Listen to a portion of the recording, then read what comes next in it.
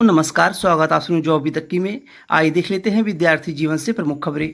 UP triple S C अधीनस्थ सेवा चयन आयोग के जेई सिविल भर्ती विज्ञापन। कल कुछ छात्र ऐसे थे जो आयोग में गए हुए थे।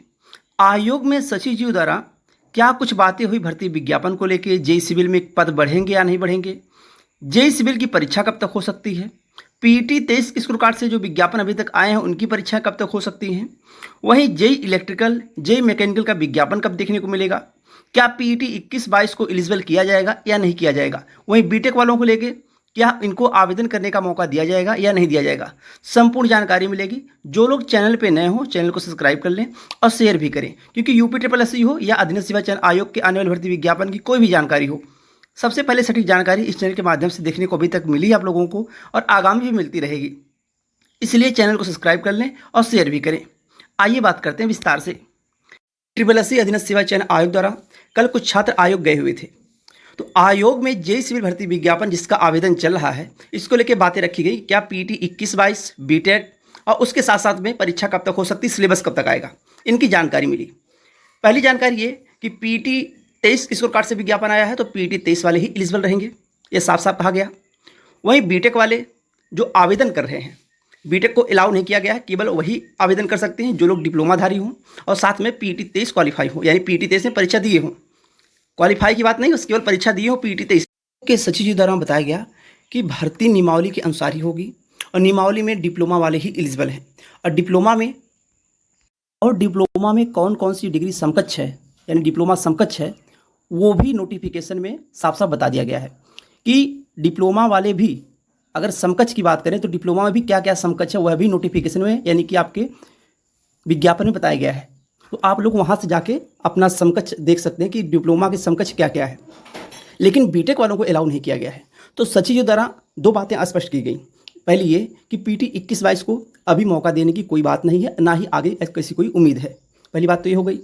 दूसरी बात कि बीटेक वाले जो छात्र हैं बार बार आयोग जा रहे हैं या बार बार देखा जाए तो मंत्रियों से मिल रहे हैं, विधायकों से मिल रहे हैं, ज्ञापन दे रहे हैं कि उनको भी एलिजिबल किया गया, तो उनको लेकर साफ साफ बता दिया गया कि यह एलिजिबल नहीं है, नियमावली के विपरीत हैं। नियमावली में केवल डिप्लोमा वाले ही एलिजिबल हैं, तो डिप्लोमा वाले ही एलिजिबल रहेंगे।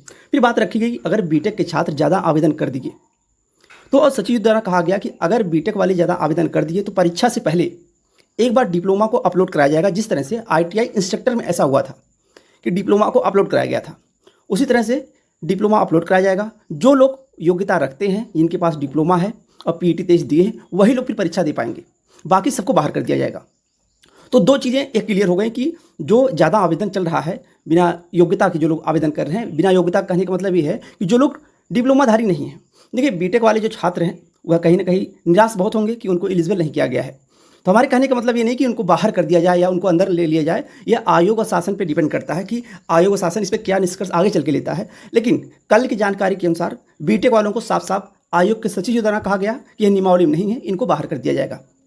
अगर यह आवेदन ज़्यादा करते हैं तो एक बार आपके परीक्षा से पहले आपके आवेदन को देखा जाएगा। अगर बीटेक के छात्र ज़्यादा होंगे तो डिप्लोमा अपलोड कराया जाएगा, जो लोग डिप्लोमाधारी नहीं होंगे उनको बाहर कर दिया जाएगा। तो ये दो चीज़ें स्पष्ट हो गई। उसके बाद कुछ छात्र ऐसे भी थे जो जे इलेक्ट्रिकल मैकेनिकल की बात किए विज्ञापन को लेके। तो आयोग के सचिव द्वारा कहा गया कि चुनाव के बाद इनके भी विज्ञापन देखने को मिलेंगे पीटी 23 की स्कोर कार्ड से। लेकिन आप लोगों से एक बात हम कहना चाहते हैं कि जो लोग इलेक्ट्रिकल और मैकेनिकल के विज्ञापन का इंतजार कर रहे हैं, चुनाव के बाद फिर एक बार जाएँ, क्योंकि देखिए जे इलेक्ट्रिकल के कुछ पदों का अध्याचन मिला हुआ है, लेकिन ये स्पष्ट नहीं है कितने पदों का अध्याचन मिला हुआ है। अब ये क्लियर नहीं है, तो आपसे हवाई बात नहीं की जाएगी। मैकेनिकल के भी अध्याचन नहीं मिले हुए हैं जानकारी के अनुसार। बाकी चुनाव के बाद जे इलेक्ट्रिकल और मैकेनिकल का अध्याचन आएगा और विज्ञापन भी आएगा, ऐसा सचिव द्वारा कहा गया।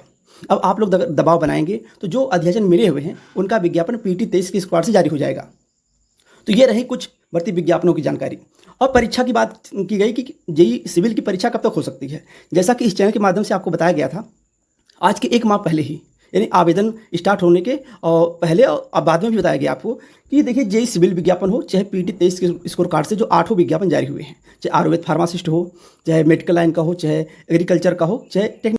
अगर देखा जाए तो दिसंबर से अगर परीक्षा स्टार्ट होती है, पीटी 23 के स्कोर कार्ड से जो विज्ञापन आए हुए हैं, तो जेई सिविल की परीक्षा का नंबर आते आते मार्च, यानी कि 15 मार्च के बाद अप्रैल माह लग सकता है। तो आप लोग यह मान के अभी ना तैयारी करिए कि अप्रैल मई में परीक्षा होगी, आप मान के तैयारी करिए कि मार्च में आपकी परीक्षा हो जाएगी।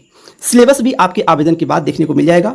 शॉर्ट लिस्टिंग आपकी होगी जब, तो आपको बताया गया है कि 1 नंबर से ज़्यादा जो लोग भी हैं पीटी में उनको मौका दिया जाएगा। अब आपको जो भी जानकारी और चाहिए वो कमेंट कर सकते हैं, और हमें लगता है कि अब कुछ बचा नहीं है। बाकी आप लोगों को इतना सुनहरा मौका आने वाले 4 से 6 सालों में देखने को नहीं मिलेगा अधीनस्थ सेवा चयन आयोग से। अगर आप चाहते हैं अधीनस्थ सेवा चयन आयोग की इस भर्ती विज्ञापन में जे सिविल में जेई बनने का, तो आज से और अभी से लग जाइए। फिर UPSSC अधीनस्थ सेवा चयन आयोग 4-5 हज़ार भर्ती विज्ञापन नहीं जारी करेगा जे सिविल का। हाँ, एक बात बताना भूल गए, जो पद बढ़ने वाले हैं उनको लेकर भी बात की गई। इस चैनल के माध्यम से आपको स्पष्ट किया गया था आज के धीरे धीरे 20 दिन 1 माह पहले ही, जब विज्ञापन जारी हुआ उसके बाद पहले 2800 प्लस पदों पर विज्ञापन जारी हुआ, उसके बाद पदों की संख्या बढ़ के 4016 हुई। 4016 होने के बाद फिर बताया गया कि पदों की संख्या बढ़ेगी। तो ये जान लीजिए कि पदों की संख्या अभी बढ़ना तय है, यानी कि 80 से 90% संभावना है कि आपके पद बढ़ेंगे। जो अध्याचन मिले हुए हैं जेई सिविल के, और 1100 1000 से लेकर 1200 पदों का अध्याचन मिला हुआ है। अगर आप लोग दबाव बनाएंगे चुनाव के बाद, यानी जून माह में, उन पदों को भी जोड़ दिया जाएगा। वो आपके आयोग जाने पर डिपेंड करेगा। अगर आप इस संख्या में जाएंगे तो वह भी पद जुड़ जाएंगे, लेकिन अभी आयोग की तरफ से यह स्पष्ट जानकारी नहीं दी गई है कि वह पद बढ़ेंगे। अभी बस यही कहा गया है कि जितने पदों विज्ञापन आया है इसी पदों पे, यानी कि आगे भर्ती प्रक्रियाएं वो चलती रहेंगी। बाकी जो पदों का अध्याचन आया है हो सकता है PT 24 की शुल्क से विज्ञापन आए, लेकिन अगर आप लोगों का थोड़ा साथ रहा, आप लोग आयोग गए, सचिव जी से मिले, रिक्वेस्ट किए, तो उन पदों को भी इसमें जोड़ा जाएगा। और उम्मीद तो यही है 80 से 90% की उन पदों को भी जोड़ा जाएगा। बाकी UPSSC अधीनस्थ सेवा चयन आयोग से आने वाली भर्ती विज्ञापन हो या परीक्षा की जानकारी हो, चाहते हैं चैनल से जुड़ जाइए, यानी सब्सक्राइब कर लीजिए और शेयर भी करिएगा। आज के लिए बस इतना ही। बहुत बहुत धन्यवाद। जय हिंद।